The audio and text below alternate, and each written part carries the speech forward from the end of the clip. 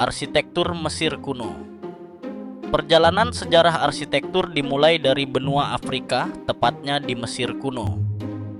Di sepanjang tepi Sungai Nil yang subur, masyarakat Mesir membangun struktur monumental yang mencerminkan kekuasaan, spiritualitas, dan pengetahuan astronomi mereka. Arsitektur Yunani kuno. Kemudian, kita beralih ke semenanjung Balkan, di wilayah Yunani, tempat berkembangnya arsitektur yang menekankan harmoni, proporsi, dan keindahan bentuk. Pegunungan dan garis pantai Laut Egea menjadi latar geografis dari kejayaan peradaban ini. Arsitektur Romawi kuno. Tak jauh dari sana, di kawasan Italia Tengah, kota Roma menjadi pusat dari arsitektur Romawi kuno. Wilayah ini menjadi jantung kekaisaran yang menyebarkan pengaruh arsitekturnya ke seluruh Eropa, Afrika Utara, dan Asia Barat. Arsitektur Kristen awal. Di masa setelah Romawi, arsitektur Kristen awal tumbuh di sekitar Roma dan Yerusalem, menyebar dari tanah suci Palestina hingga ke jantung Eropa. Wilayah ini menjadi saksi berkembangnya tempat ibadah yang menyatukan elemen Romawi dan spiritualitas baru. Arsitektur Bizantium.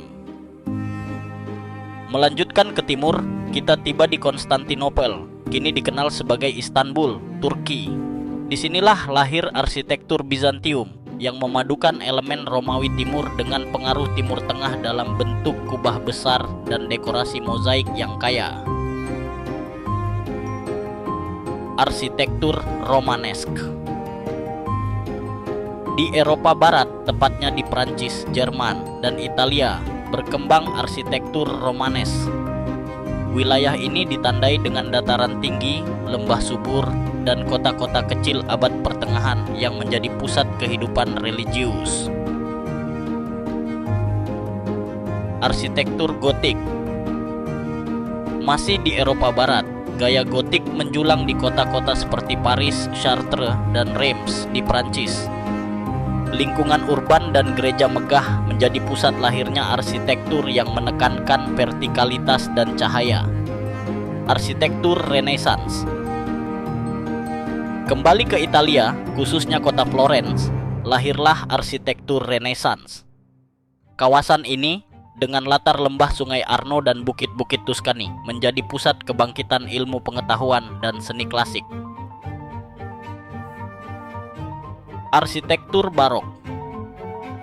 Selanjutnya, arsitektur Barok tumbuh subur di Roma dan kemudian menyebar ke Spanyol, Austria, dan Jerman.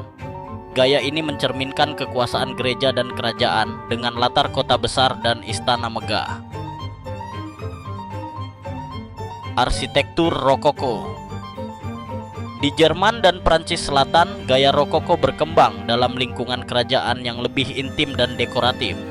Lokasinya banyak ditemukan di kawasan Bavaria dan Paris. Arsitektur modern awal. Dimulai akhir abad ke-18, gaya seperti neoklasik dan Art Nouveau menandai transisi dari klasik menuju bentuk baru yang lebih bebas. Arsitektur neoklasik. Pada abad ke-18, gaya neoklasik muncul di kota-kota besar Eropa seperti London, Paris, dan Roma, lalu menyebar ke Amerika Serikat, khususnya Washington DC, sebagai simbol pemerintahan dan hukum modern. Arsitektur eklektik. Di abad ke-19, arsitektur eklektik menyebar di seluruh Eropa dengan pusat penting di kota Wina, Austria. Gaya ini muncul di tengah modernisasi kota dan perkembangan industri. Arts and Crafts. Kembali ke Inggris, di wilayah pedesaan dan pinggiran kota London, gerakan Arts and Crafts tumbuh sebagai respons terhadap industrialisasi dengan fokus pada kerajinan tangan dan kesederhanaan bentuk. Art Nouveau. Di akhir abad ke-19, kota Brussels di Belgia dan Paris di Prancis menjadi pusat Art Nouveau. Gaya ini menyatu dengan lingkungan perkotaan yang mulai dipenuhi bangunan artistik dan organik. Beaux-Arts. Masih di Paris, Prancis, lahirlah arsitektur Beaux-Arts yang megah dan monumental. Sekolah arsitektur École des Beaux-Arts menjadi pengaruh utama bagi pembangunan gedung publik di Eropa dan Amerika. Chicago School. Menyeberang ke benua Amerika, kota Chicago di Amerika Serikat menjadi tempat lahirnya Chicago School. Di sini, gedung-gedung tinggi pertama dibangun di tengah kota modern yang sedang bangkit kembali. Arsitektur modern pertengahan awal abad ke-20 ditandai dengan gaya fungsional, geometris, dan minim ornamen seperti international style dan brutalisme. Fungsionalisme. Di wilayah Skandinavia seperti Swedia dan Finlandia, fungsionalisme lahir dengan latar lanskap bersih dan alami. Arsitektur ini menyesuaikan bangunan dengan iklim dan kebutuhan manusia. Brutalisme. Kembali ke Inggris, di tengah kota London dan sekitarnya, arsitektur brutalisme berkembang dengan bentuk beton masif dan ekspresi struktur yang jujur. Metabolisme, Jepang, Tokyo, dan Osaka. Di Jepang, terutama Tokyo dan Osaka, muncul metabolisme, sebuah pendekatan arsitektur yang menggabungkan struktur modular dan ide pertumbuhan kota sebagai organisme hidup. Arsitektur modern akhir sejak 1970, muncul gaya-gaya eksperimental seperti postmodern, parametrik, hingga arsitektur digital yang mencerminkan zaman. Arsitektur modern akhir postmodernisme, Amerika Serikat, Portland, and Las Vegas. Postmodernisme lahir sebagai kritik terhadap modernisme dengan desain yang bermain-main, penuh simbol, dan tidak kaku. Portland dan Las Vegas menjadi representasi awalnya. High-tech architecture, Inggris and Hong Kong. Di London dan Hong Kong, gaya ini menonjolkan teknologi dengan mengekspos struktur dan sistem bangunan seperti pipa dan kerangka luar. Dekonstruktivisme, global, Los Angeles and Rotterdam.